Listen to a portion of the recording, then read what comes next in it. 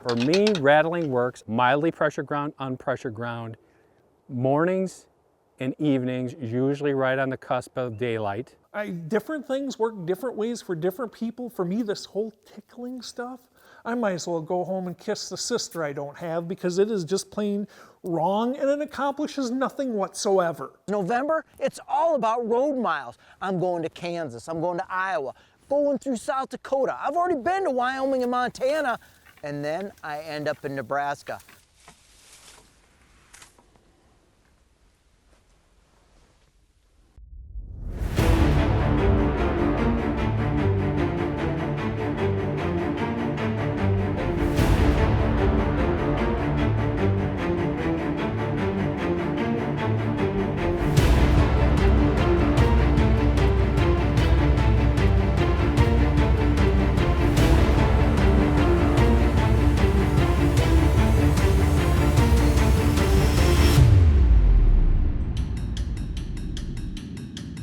This is where it all begins.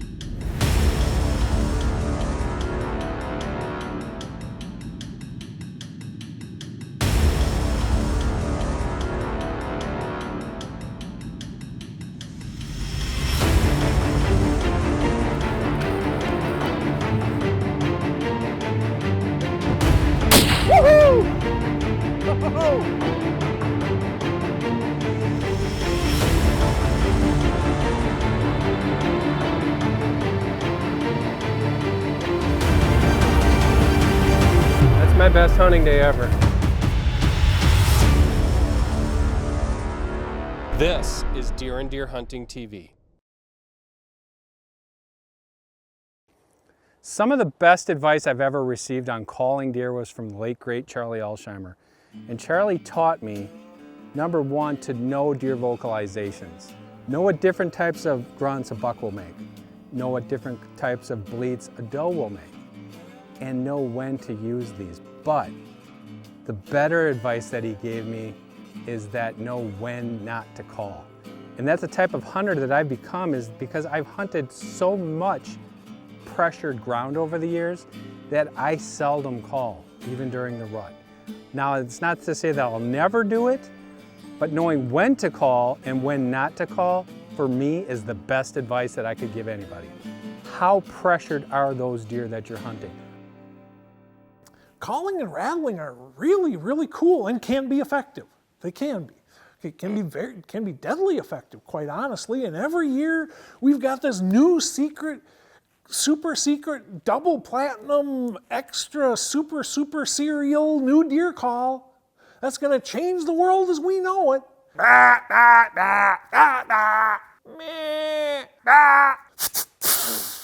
So, okay, it's the end of October now. Hunting season either probably opened in the middle of September or October 1st. You're hunting public ground, you're hunting pressured deer. Think those deer have heard any calling and rattling yet that year? Because I can tell you, the last buck that I shot just 2 years ago off of public ground, it was coming the exact opposite way of calling and rattling when I shot it. I'm not going to call unless it's what I call an audible or desperation. An audible is I see a deer and he's going through the woods. I'm going to call an audible because I don't think he's coming my way. I might throw a grunt at him. I might throw a snort wheeze at him. If I got his temperature and I think he might come. Desperation for me is I see a deer clear across that field and there's no way in the world he's turning around and coming this way unless I give him a reason to. To me, that's desperation. I seldom call blind. I seldom just grunt or rattle during the rut if I'm hunting pressured ground. For me, that scares more deer than I'm ever going to see that day.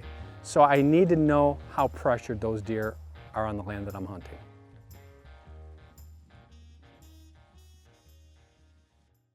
You might as well just stand up there in the tree, start going like this and say, "Hey idiots, I'm over here. I'm going to try to kill you."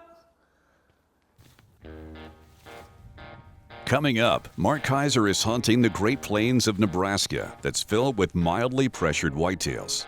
Up against vast landscapes and fast-moving rutting bucks, Mark puts his calling tactics to the test. You're watching Deer and Deer Hunting TV. Deer and Deer Hunting is brought to you by Scent Killer Gold with Hunt Dry Technology Plus. Apply it, try it, and go hunt. Remington, America's oldest gunmaker.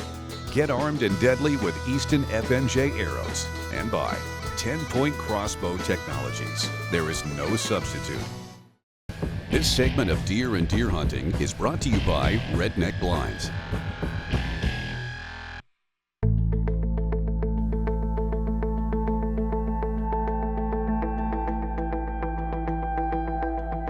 So what about mildly pressured ground or unpressured ground? Different story. Mark shows you here in this episode on how to hunt those deer.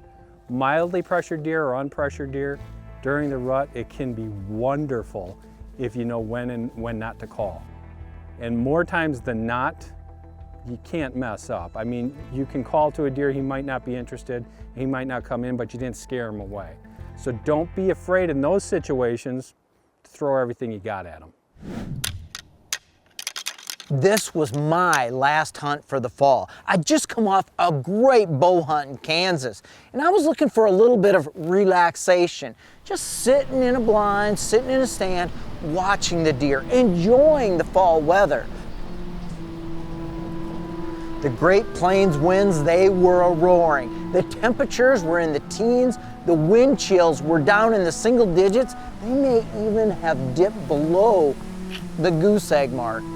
But it didn't matter. We had to get out there and look for whitetails. And the whitetails did not disappoint. The winds were picking up, and that kept some of the whitetails a little bit closer to cover. But a few bucks were on the hunt for does. And there were a few does out roaming around as well. That first morning, a beautiful 4x4 whitetail came through, and he stayed in some thick brush, not giving me a shot. That's okay, it was the first morning. I'm still shopping, I just got here. I just loaded up the Hornady ammo. I didn't want to necessarily burn one right away. So I was ready for the afternoon hunt when the temperatures were just a little bit warmer and more enjoyable.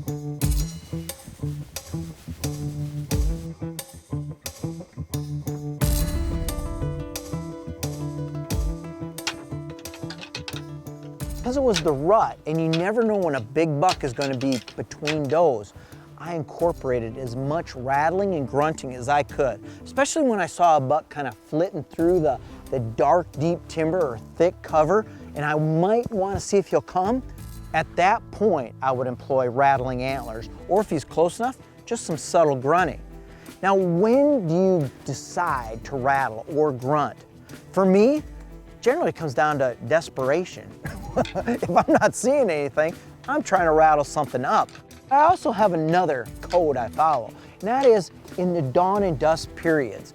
Right away, if you're not seeing anything, there's no reason not to pull out the rattling antlers every half hour, 45 minutes, and do a little bit of clattering. If you've ever watched deer rutting, you know they can go through a woodlot in Illinois in a matter of minutes, or down the edge of a cornfield in 15 minutes. So every half hour, a new deer could be within hearing range. That's my rule, and I kept to it on this Nebraska hunt.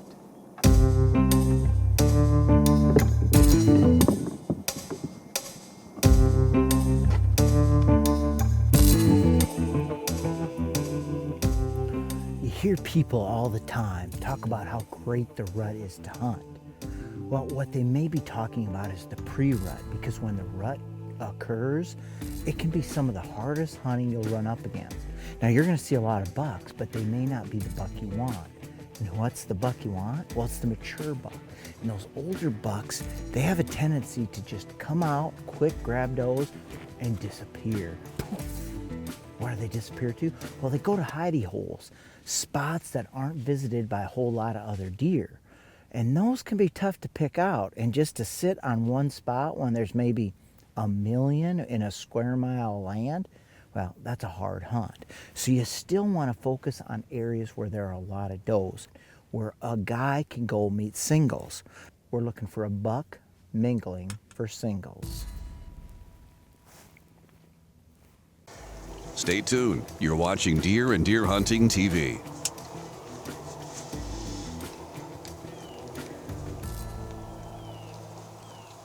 This This segment of Deer and Deer Hunting is brought to you by Matthews.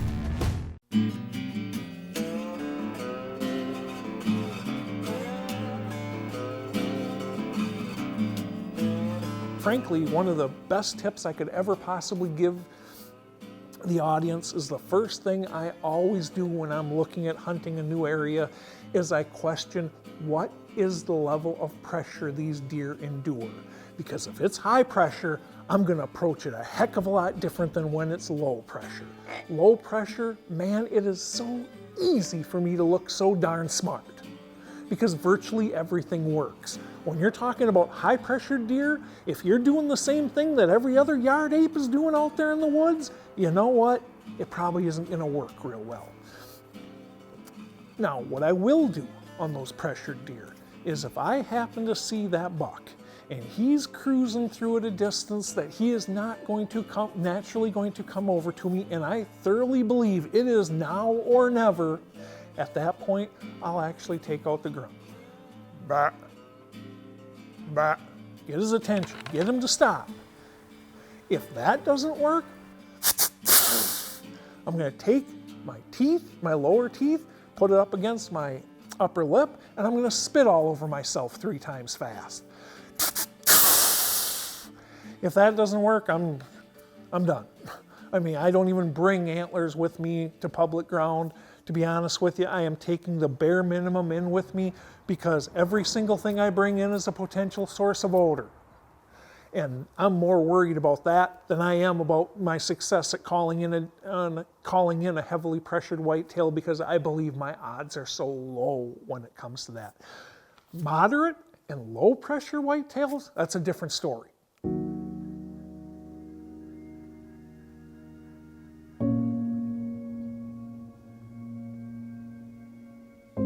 After hunting multiple days without a worthy buck responding to Mark's calling tactics, he's down to the last day, and it's going to require getting out of the stand and making a move on the ground. Out of the corner of my eye, I spotted movement. Put my binos up, and there was a good buck. Now, it wasn't a monster. I knew it wasn't a giant right away, but it was definitely a worthy buck to shoot if he would just come a little closer and out of the brush. And I could tell after a few minutes of this, that, and that, he was chasing a hot doe. And then everybody disappeared. The buck, he had went behind a screen of cedars. All the other deer filtered off. And I was sitting there. I think that buck is still there. I think with that hot doe, he didn't go anywhere. But I'm stuck in a blind.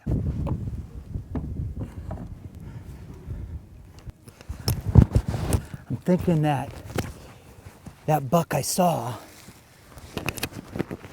he probably just bedded over there. Looked like about 300 yards, but he's in thick stuff. He may bed there the rest of the day.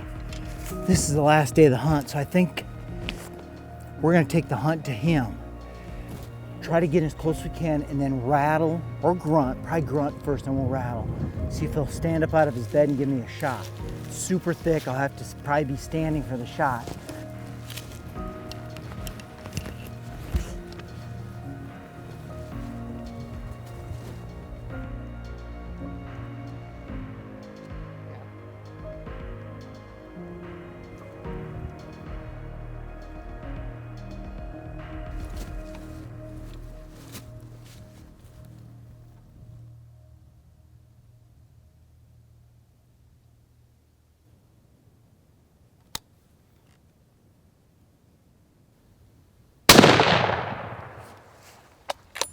He stood up right when I was getting ready to get my rattling antlers out. I was going to rattle, and he gave me a great, it was a frontal shot, slightly quartering, but that's why I shoot a cannon.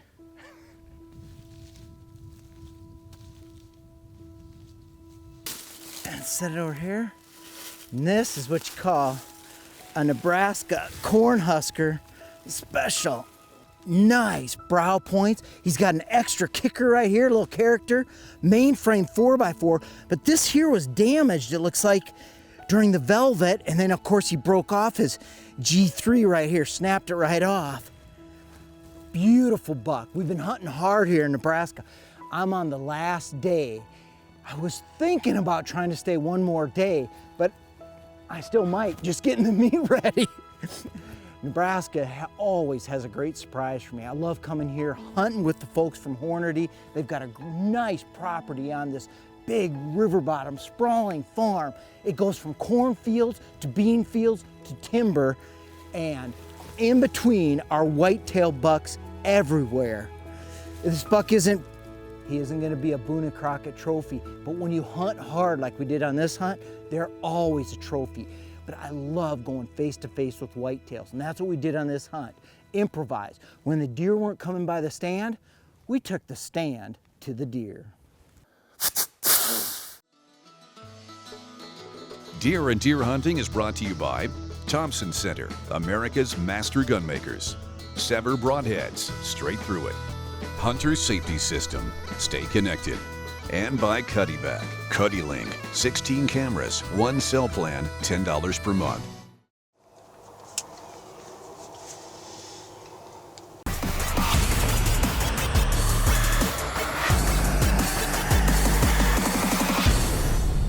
You may think that when you're hunting with a firearm like a muzzleloader, rifle, or handgun, that you don't need to be careful with your scent. Well, there's some truth to that because you got all that distance. You're using a good bullet to hit your white-tailed deer from 100 yards or more away. But at the same time, you've got to remember that as you're going into the woods or your hunting area, you're spreading scent. So you need to spray down, and especially pay attention to your feet. You don't want to leave little impressions of yourself all the way to where you're going. And that becomes more important as the rut begins to kick on, particularly because deer could show up just about anywhere. And if you've been to the gas station, Dunkin' Donuts, and got that donut scent on your feet, maybe a little of fuel, and a buck comes in from behind you and you're hoping he's gonna circle around, he may scent you. Even if you've got that firearm, he could disappear before you even see him.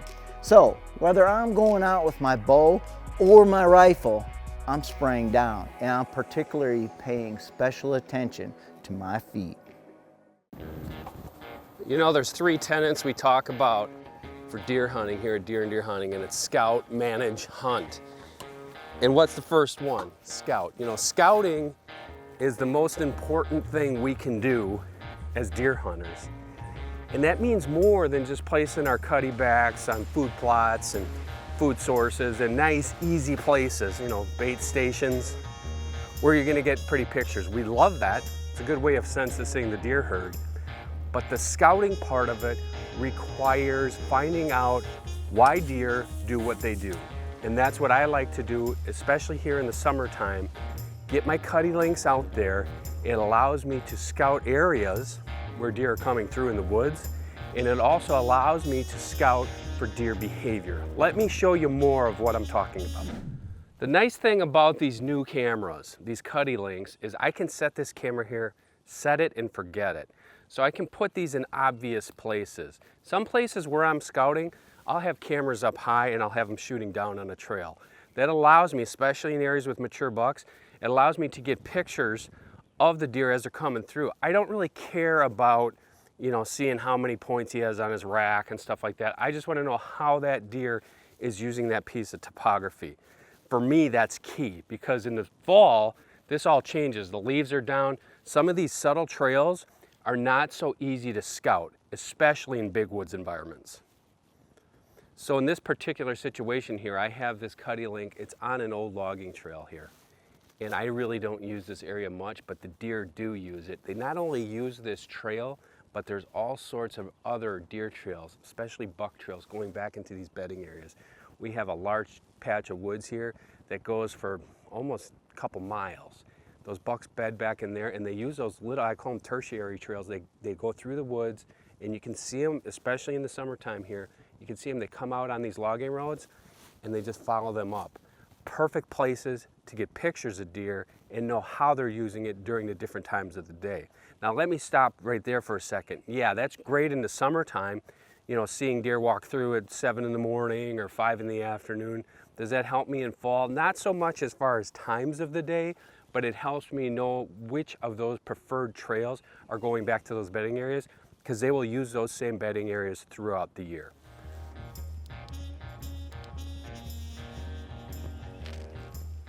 Okay, the nice thing about these Cuddy-Link cameras is this one I have right by the trailhead. I can just come swap that card out. All my other cameras are feeding to this camera, which is super nice. And the nice thing is, you don't need cell service for this one, you don't need Wi-Fi. They do have a cellular camera that's coming out, but these cameras right here, I have 4 cameras, up to 16 cameras you can use, all gonna be feeding to that one thing. One card, all my images right there. I can go back to camp and see what we have. Hey, we all love getting photos of deer, there's nothing wrong with that. But if you want to become a really good deer hunter, put scouting first. Learn more about how the deer use the area, and you're going to be way better off when hunting season rolls around.